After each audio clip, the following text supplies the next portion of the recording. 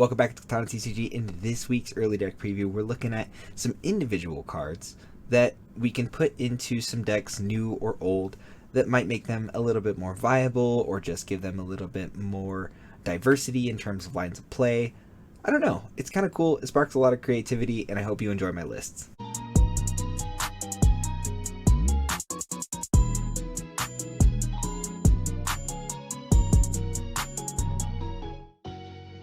When it's time to flex on your opponents in Top Cut this season, or even just upgrade your TCG accessories, make sure you're checking out inkgaming.com. They have a wide variety of custom playmats, custom dice bags, face masks, as well as mouse pads too, and a grip of sleeves and dice and deck boxes, all your TCG accessory needs. And you can use the code DADSPOD10 at checkout for 10% off your entire order from inkgaming.com. Your game, your style. So in this list, we're going to be talking about Radiant Alakazam. Obviously, because it's a Radiant Pokemon, you can only play one in a deck, but this one might be very, very powerful in an archetype like this. The ability Painful Spoons, once during your turn, you may move up to 2 damage counters from one of your opponent's Pokemon to another one of their Pokemon. This is very powerful when used in Lineage with the Shimmering Star V-Star power. For 1 Psychic, it does Shimmering Star. If your opponent's active Pokemon has exactly 4 damage counters on it, that Pokemon is knocked out. This can take out very large 2 to 3 prize targets very, very early in the game. If you're able to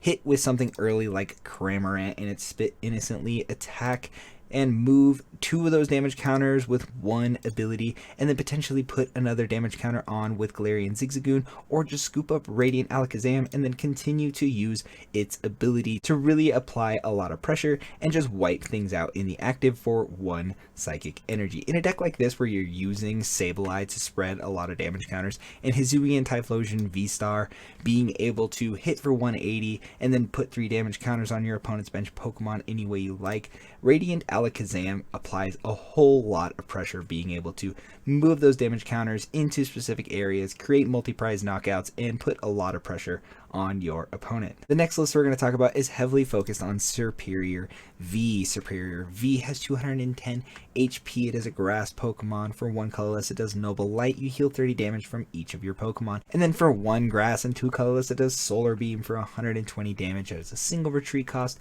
and a weakness to fire.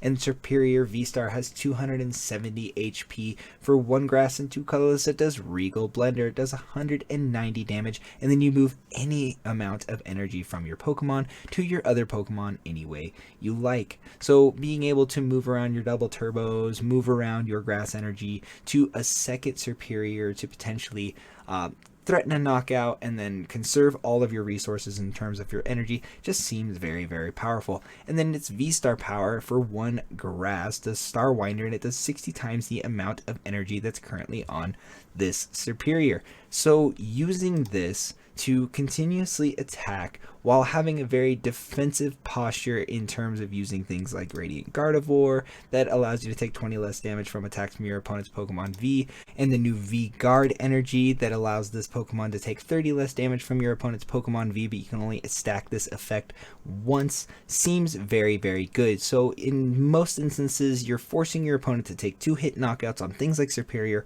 whilst you're getting a bunch of energy into play, potentially setting up a second Superior to hit for even larger numbers by being able to stack all that energy on it and move it around from attacker to attacker. It seems like a very fun archetype, and using things like Chorus Experiment and Hyper Potion to just continue to heal these Superiors and really put a lot of pressure on your opponent to expend their resources to hit the numbers that unfortunately Radiant Gardevoir and V-Guard energy are throwing off just seems like a really fun way to play Superior in the standard format. In this list, we're going to be talking about applying the Mawile V. So Mawile V is a 200 HP Psychic Pokemon. For 1 Psychic energy, does Pouty Slap for 30 damage, realistically not using it in a deck like this. For 3 colorless, it does Chomp Down for 100 damage, and you discard a random card from your opponent's hand. But the Mawile V-Star is very, very cool. 260 HP, not very high in terms of HP, but it's not much of a tank card as it is more of a closer at some capacity. For 2 colorless, it does Sudden Bite for 90 plus damage. If this Pokemon moved from your bench to the active spot this turn, this attack does 90 more damage, so it does a little bit more than Gale Thrust, which could actually prove to be very, very useful in a deck like this as you're swinging for several different weaknesses. And its V-Star power is the ability Star Rondo. You switch this Pokemon with your active Pokemon, and then you switch one of your opponent's bench Pokemon with their active Pokemon. This is a really cool Guzma effect, if you will, being able to select the Pokemon from the bench that you wish to hit into with Mawile can really close out a game by taking maybe 2 prizes off of a Crobat or a Lumineon, add a Choice Belt, and go after some heftier Vs if you need to. It seems like you have a lot of lines of play, and I love the diversity that Mawile V and V-Star bring to an Urshifu list. And in this Palkia list, we're going to be talking about the effectiveness of an Alolan Vulpix inclusion. The Alolan Vulpix V has 190 HP. It is a water Pokemon for no energy whatsoever. It does Snow White drop for 10 plus damage. If your opponent's active Pokemon is a Pokemon V, this attack does 50 more damage. So 60 damage for no energy seems pretty strong in a format like this. And then for 1 water and 2 colorless, you do Frost Smash for 110 damage. Weak to Steel and a retreat cost of 1. And then the Alolan Vulpix V-Star has 240 HP, which is terribly unfortunate because that is so low. But again, it's not much of a tank as it is more of a closer type Pokemon. For 1 water and 2 colorless, it does Snow Mirage for 160 damage, and this attack's damage isn't affected by any effects on your opponent's active Pokemon. During your opponent's next turn, prevent all damage done to this Pokemon from Pokemon with abilities.